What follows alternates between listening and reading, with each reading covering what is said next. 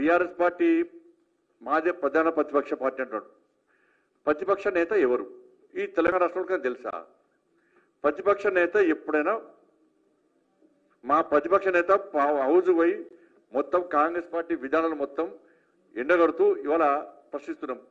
BRS party యొక్క ప్రతిపక్ష నేత ఎవరు? ఏడున్నాడు? ఎప్పుడైనా అసెంబ్లీకి వచ్చిండా?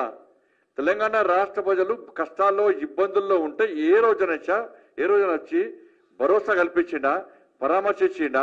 ఎప్పుడైనా వచ్చిండా? ప్రతిపక్ష నేతనే అవసరం అసెంబ్లీకి వస్తున్నాడు, కనబడకుండా వేయండి, ఫామ్ హౌస్ పరిమితమేండు. మీరు ప్రధాన ప్రతిపక్ష పార్టీ ఎట్లయితుంది? దేశానికి ఇవాళ బీఆర్ఎస్ పార్టీ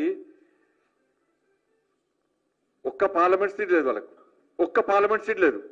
వీళ్ళు ప్రతిపక్ష పార్టీ అటు. శాసన మండలి ఎన్నికల్లో టీచర్స్ గ్రాడ్యుయేట్స్లో కానీ గ్రాడ్యుయేట్స్ ఎమ్మెల్సీ ఎన్నికల్లో వాళ్ళకి క్యాండిడేట్ లేడు. వీళ్ళు ప్రతిపక్ష పార్టీ ఎట్లయితుంది?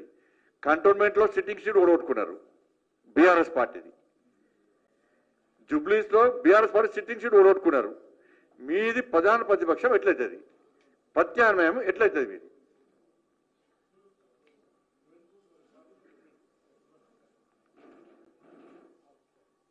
కాబట్టి సరే మేము ఓడిపోయినాము అంటే గతంలో కూడా బీఆర్ఎస్ పార్టీకి కాంగ్రెస్ పార్టీకి దుబ్బాకలో డిపాజిట్ రాలే, మునుగోడులో డిపాజిట్ రాలే, హుజాబాద్లో డిపాజిట్ రాలే, కానీ కాంగ్రెస్ పార్టీ అధికారంలోకి వచ్చింది.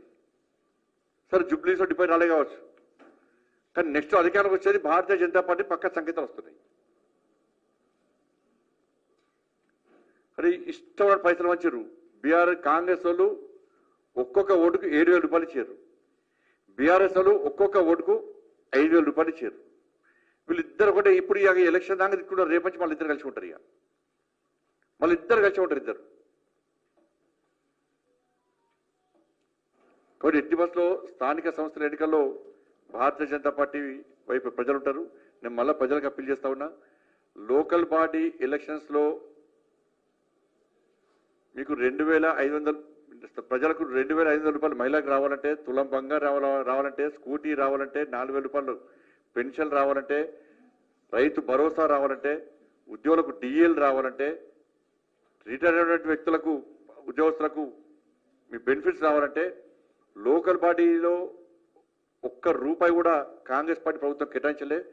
స్థానిక గ్రామాలన్నీ కూడా అభివృద్ధి చెందాలంటే కేంద్ర ప్రభుత్వ నిధులు మాత్రమే శరణ్యం. కాబట్టి కేంద్రం ఇచ్చినటువంటి నిధులను మీకు సద్వినియోగం చేసుకోవాలనుకుంటే, నిజాయితీగా అభివృద్ధి జరగాలంటే భారతీయ జనతా పార్టీకి పట్టం కట్టండి. స్థానిక సంస్థల ఎన్నికల్లో ఈ తెలంగాణ రాష్ట్రంలో నెక్స్ట్ ఉద్యమించబోతున్నది భారతీయ జనతా పార్టీ. ఎందుకంటే బీఆర్ఎస్ పార్టీ అధికారంలో కొట్లాడేది మేమే, వాళ్ళ కాంగ్రెస్ పార్టీ అధికారంలోకి వచ్చినా కూడా కొట్లాడేది కూడా మేమే, నెక్స్ట్ కొట్లాడేది కూడా మేమే.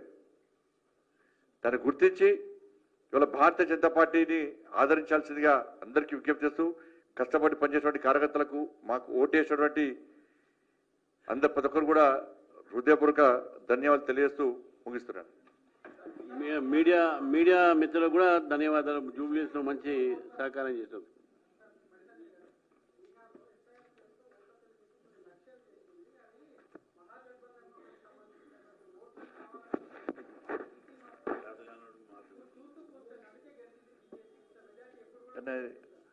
ఇప్పుడు